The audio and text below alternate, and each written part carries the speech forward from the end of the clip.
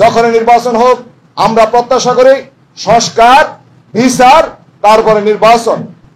বাংলাদেশ জামায়াত ইসলামী 18 কোটি মানুষের আস্থা অর্জন করতে সক্ষম হয়েছে।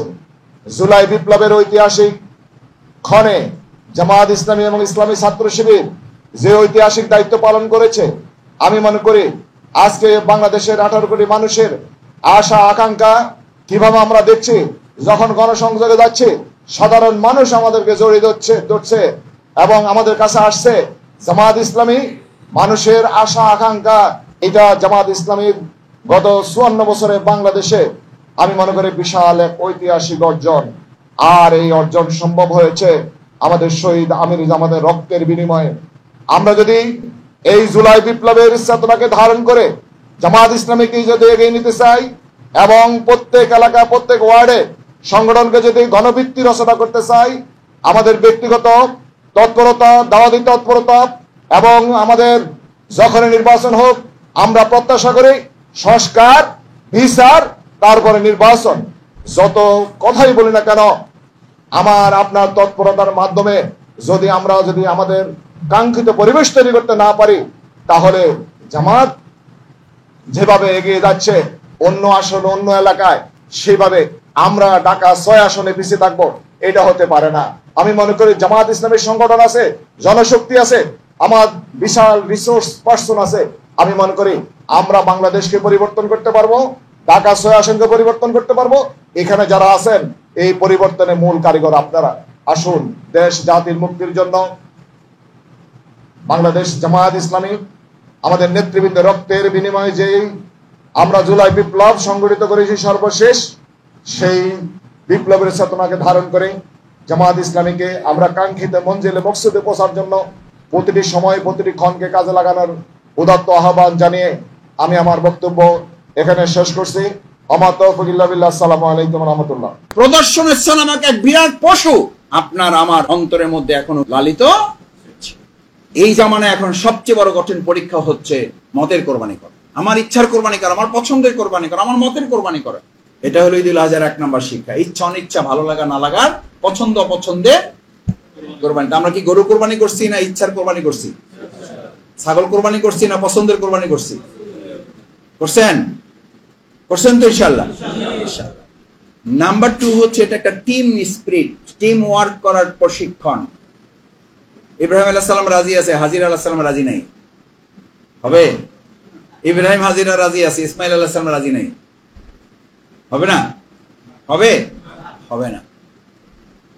ওয়ার্ড সভাপতি সেক্রেটারিদের ঈদুল আজহার সবচেয়ে গুরুত্বপূর্ণ শিক্ষা হচ্ছে এখান থেকে একটা টিম স্পিরিট, টিম ওয়ার্ক করার।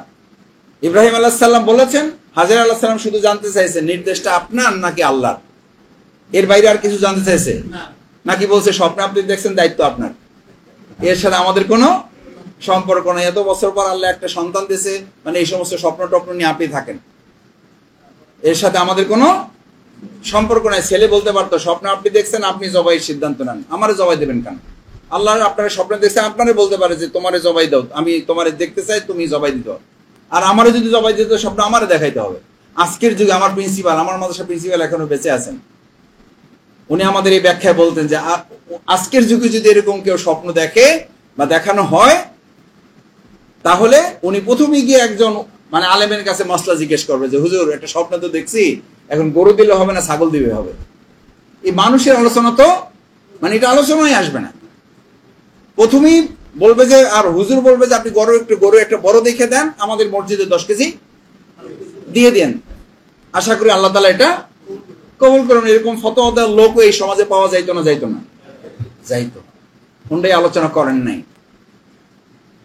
ওনাদের আলোচনার জন্য ইসমাইল আলাইহিস সালামকে ধরে বাইন্ধা নিতে হয় নাই, বরং বাধা হয়েছিল, উনি নিজে বন্ধন খুলেছেন।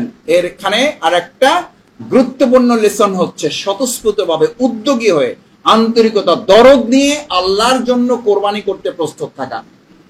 ইব্রাহিম আলাইহিস সালাম, হযরত ইসমাইল আলাইহিস সালাম, হাজির আলাইহিস সালাম তো এই কোরবানি দিয়ে তো কান্দেন নাই তারা। আমরাও তো কাঁদতেছি, আমরা তো কোরবানি দিয়ে আনন্দ করতেছি যে দিতে পারলাম আল্লাহর জন্য, আমাদেরটা আল্লাহর কাছে দিতে পারছি। আপনি তো আনন্দ করবেন। আপনি 3 ঘন্টার জায়গায় 6 ঘন্টা কাজ করবেন, আপনি তো আনন্দ করবেন। আপনি কর্মপরিষদের সদস্য, আপনি সুরের সদস্য, আপনি ওয়ার্ড সভাপতি, আপনি সেক্রেটারি, আপনি সবচেয়ে বেশি এককালীন ওয়াদা দিতে পারছেন, সবাই আগে সবাইটা দিতে পারছেন, সবাই আগে সবটা দিতে পারছেন। আপনি আনন্দ করবেন, কাউকে বলার দরকার নাই, ওর থানা আমির জানবে, ওয়ার্ড সভাপতি জানবে, ব্যাস শেষ। আমরা তো কেউ কোরবানি দিয়ে সেইটা বলি না, ভাই 1.5 লাখ দিছে। এবার সোশ্যাল মিডিয়ায় কেউ এটা ফেসবুকে শেয়ার করছেন? কেউ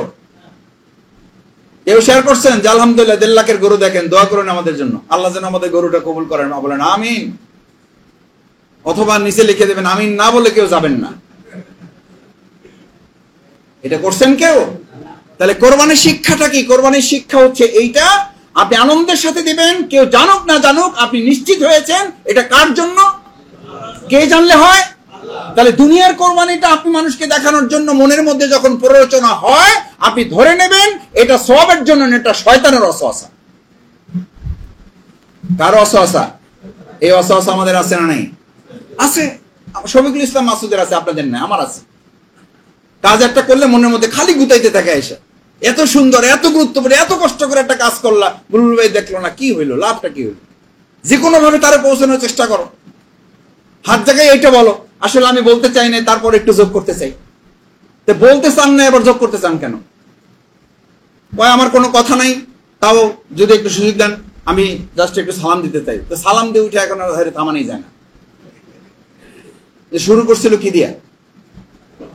আমার কোনো কথা নাই, সব কথা এসে গেছে। তো সব কথা এসে যাওয়ার পর হাত জায়গায় আপনার কথা বলতে হবে কেন? এটা আমি কিসের কোরবানি করতে পারি নাই? আমার মতের, আমার প্রদর্শনেচ্ছার কোরবানি আমি করতে পারি নাই। প্রদর্শনেচ্ছা নামক এক বিরাট পশু, মানে প্রদর্শনেচ্ছা নামক এক বিরাট পশু আপনার আমার এই অন্তরের মধ্যে এখনো কি হচ্ছে? লালিত। আমি পারি নাই।